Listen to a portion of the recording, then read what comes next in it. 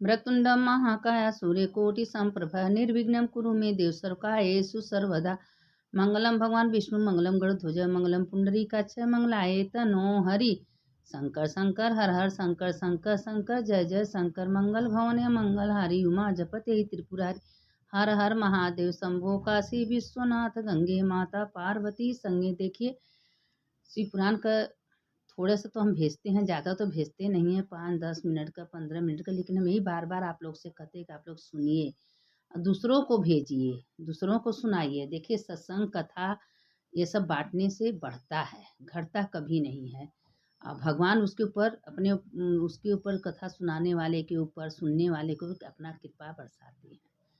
तो हम बार बार कहते हैं कैलाश पर समाधि में हमेशा भोलेनाथ बैठे रहते हैं और 33 कोटि देवी देवता उनके चरण में प्रणाम करते हैं और आँख जरूर मूंदे रहते हैं, लेकिन 24 घंटा वो देखते रहते हैं कि हम सबको दुनिया में बना के भेजे हैं, कौन मेरा नाम ले रहा है, कौन मेरा सत्संग कर रहा है, मेरा कौन कथा सुन रहा है। देखिए आपके हृदय में 24 घंटा शिव जी बैठे हैं, आपका एक एक कर्म वो लेखा जोखा करते रहते हैं। अगर अच्छा मन में बात सोच रही हैं, अच्छा भगवान का भजन कर रही हैं, अच्छा भी दिमाग में लगा रहे हैं, तो वो आपका लिखा पढ़ी हो रहा है। अगर बुरा बात सोच रही हैं, किसी के बारे में बुरा कह रही हैं या बुरा सोच रही हैं, तो भी आपका लिखा जोखा हो रहा है। तो ये सोचिए कि मेरे मन से कभी कोई गलत तो नहीं आ रहा है। किसी से बात करिए, हमेशा भगवान के बारे में चर्चा करिए। इधर का बात उधर का बात, किसी का बात गाँव घर किसी का बात मत करिए, क्योंकि एक एक लिखा पढ़ी आपको हो रहा है। जब आप ज्ञान के चस्सू में बैठ जाएंगे, पहुंच जाएंगे, तो आपको कोई फालतू बात अच्छे नहीं लगेगा। हमेशा ही सोचेंगे कि भगवान जो करा रहे हैं अच्छा करा रहे हैं। अगर दुनिया आपको ताना मार रहा है, मेहना मार रहा है, आपको गलत शब्द कर रहा है, तो भगवान का शुक्रिया करना चाहिए कि ये भगवान अच्छी बात है, मेरा जो जिंदगी में थोड़ा बहुत पाप है वह खत्म हो जाए। कभी उससे झगड़ा नहीं करना चाहिए, क्योंकि उस भोलेनाथ तो सब छोड़ देना चाहिए। उसको न्याय करने वाले तो मेरे भोलेनाथ। कहते हैं कि भक्त के पीछे पीछे हम चलते हैं। आप एक कदम भगवान के पीछे बढ़ाएंगे, आपको 10 कदम भगवान दौड़ा के पकड़ेंगे कि अरे ये तो मेरा नाम ले रहा है, मेरे नाम से उठ बैठ रहा है, तो उसके ऊपर कृपा करते हैं। तो हमेशा पार्वती को भोलेनाथ लेते हैं, नंदी पर बैठाते हैं और हमेशा नंदी को बैठा के निकल जाते हैं। निकलने के बाद हर जगह जगह भ्रमण करते हैं। तो जहाँ भगवान का भजन कीर्तन अभिषेक पूजा नाम होता है, वहाँ भगवान 2 मिनट के लिए रुक जाते हैं। कहते हैं देखो पार्वती, मेरा कीर्तन भजन हर जगह होता है, तुम तो मेरे साथ हो, जो मेरा भी नाम लेगा तो तुम्हारा नाम लेगा ही। तो भगवान जो है भोलेनाथ हमेशा अपने भक्तों के साथ रहते हैं।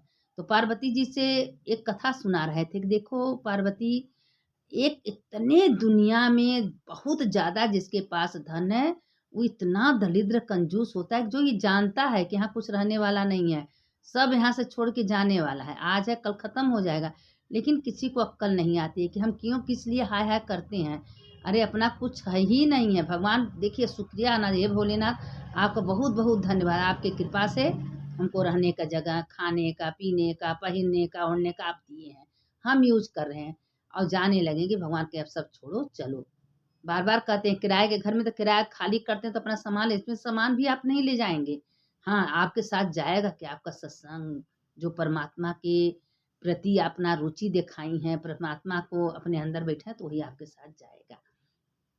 तो वही पार्वती जी से भोलेनाथ कह रहे थे देखो पार्वती, एक बहुत बड़ा सेठ था, इतनी दलिद्र कंजूस था कि कभी किसी को न देना न लेना, न दान न धर्म, कभी कुछ नहीं। एक बार कहीं कुंभ लगा था नहाने का, सारे गांव सब गए, उसका नाम था मोहन। उसे कहा तुम भी चलो नहाने, तो कहा नहीं तुम लोग जाओ। तो उसके दिमाग में आके अगर मेहरारू को ले जाएंगे, परिवार को जो खर्चा लगेगा, एक पैसा हम खर्चा नहीं होने देंगे, हम घर का खाए के जाएंगे या पैदल चले जाएंगे, मेरा पैसा भी नहीं लगेगा। तो उसने अपना क्या किया कि घर का खाना खा लिया, खाने के बाद वो भी पैदल पैदल चला गया नहाने। अब नहाने गया तो घाट देख रहा है कि कहाँ सुनसान जगह है, जहाँ कोई पंडित ब्राह्मण न होना है, तो पंडित हो सकला हमसे कुछ मांग दे। इतना वो दरिद्र था, किसी को न देने के कारण एकांत में, अरे भगवान का तो हर जगह आँख खुली रहती है, भोलेनाथ तो सब कुछ देख रहे हैं। और लेकिन उसकी पत्नी जो है भोलेनाथ का थोड़ा सा याद वाद करती थी, आराधना करती। तो जहाँ लाश जल रहा था वहाँ कोने गया, अकेला नहा रहा है, नहा के सोचा कि जल्दी से नहा के हम यहाँ से चले जाएंगे। लेकिन भोलेनाथ तो उसके हृदय के बात सब जानते थे। भोलेनाथ ब्राह्मण के रूप पकड़ के गए, कहे भाई तुम नहा रहे हो, कुछ दान पुण्य करोगे, कुछ दोगे?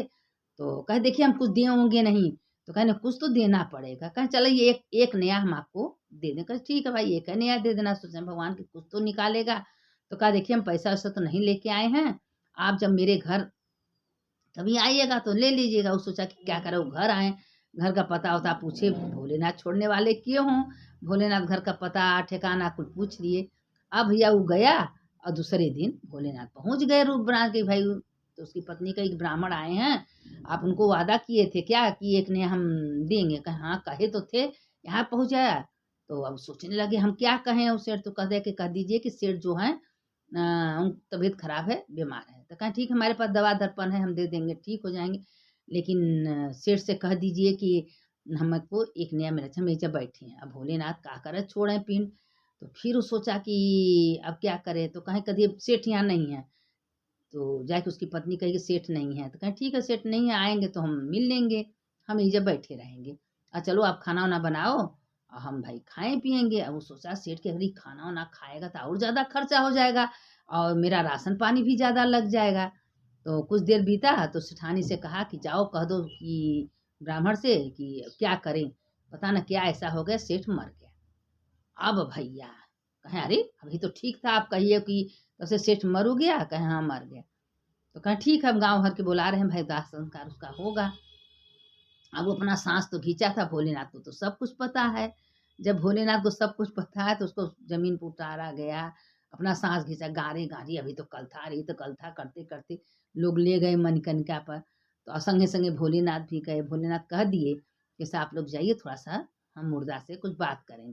कहा अब यहाँ उठ जाइए, अब कोई यहाँ नहीं है, अब सांस खींचने की जरूरत है, तुम जिंदा हो। तो उससे अपना आँख खुला। तो कहे आपको कैसे पता? कहे बा आग लगने जाने वाला है, आप उठ के बैठ जाओ और मेरा एक नया दे। तो कहा देखिए हम नहीं देंगे। कहे ठीक है तुम तो जीत गए, तुम इतना जिद्दी हो कि न देने के बाद तुमको क्या चाहिए बताइए, भोलेनाथ बोले हैं। तो कहे हमको कुछ नहीं चाहिए, बस मेरा एक नया माफ़ कर दो। बोले कहा ठीक है चलो तुम्हारा एक नया माफ़ कर दे रहे हैं।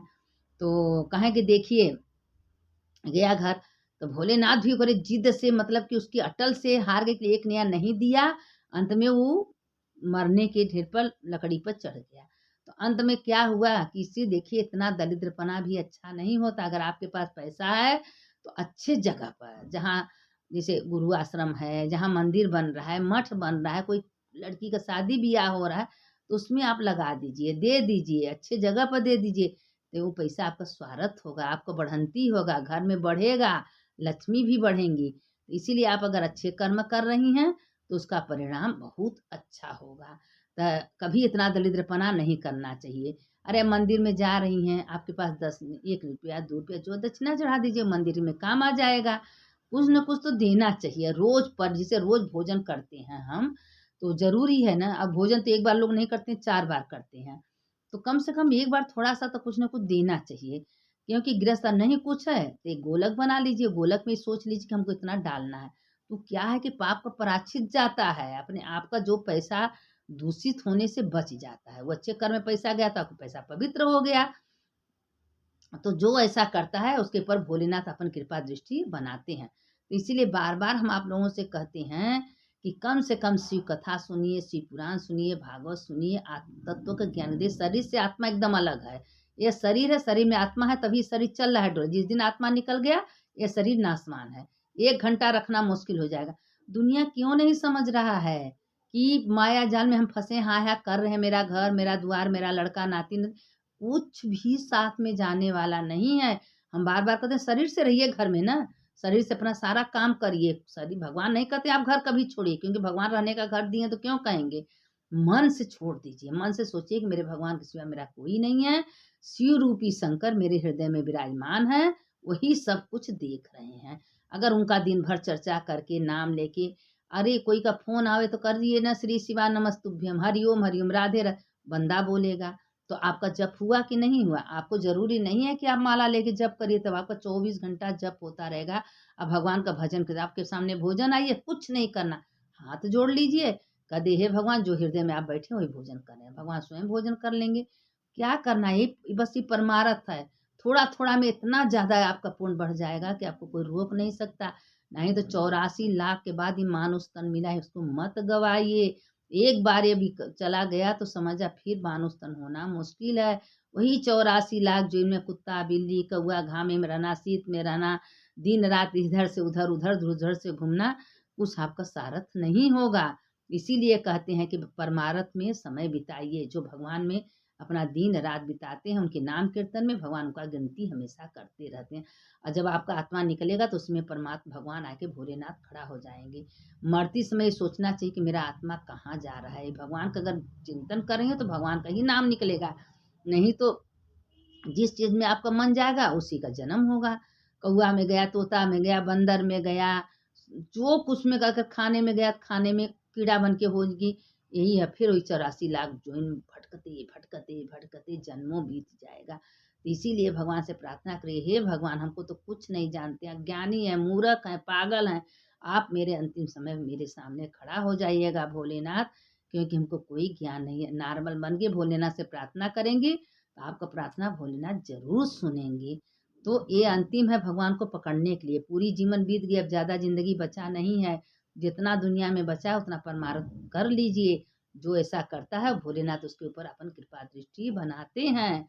अब आज के लिए इतना, आगे का कथा कल सुनाएंगे। देखिए हम तो यही कहते हैं कुल कथा में जितना भागवत है गीता है शिव पुराण है सब में एक ही सार है कि आत्मा परमात्मा से मिलना चाहिए। बस ये नहीं सोचना कि भाई हमारे 20 साल उम्र है 60 साल है 70 साल, किस दिन किस घड़ी किस क्षण बुलावा आ जाए कोई समझ में नहीं। अभी आज किसी का मट्टी जा रहा है राम राम से, हो सकता है 2 घंटा बाद 1 घंटा मेरा भी शरीर जाए।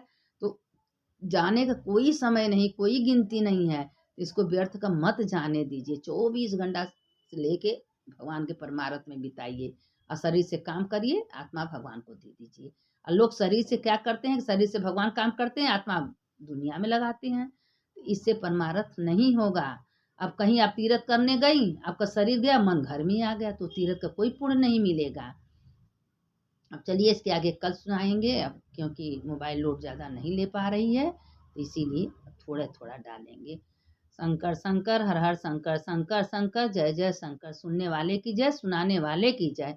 हर हर महादेव शंभो काशी विश्वनाथ गंगे माता पार्वती संगे। ये मंत्र 24 घंटा बोलते रहिए। भगवान एक दिन आपको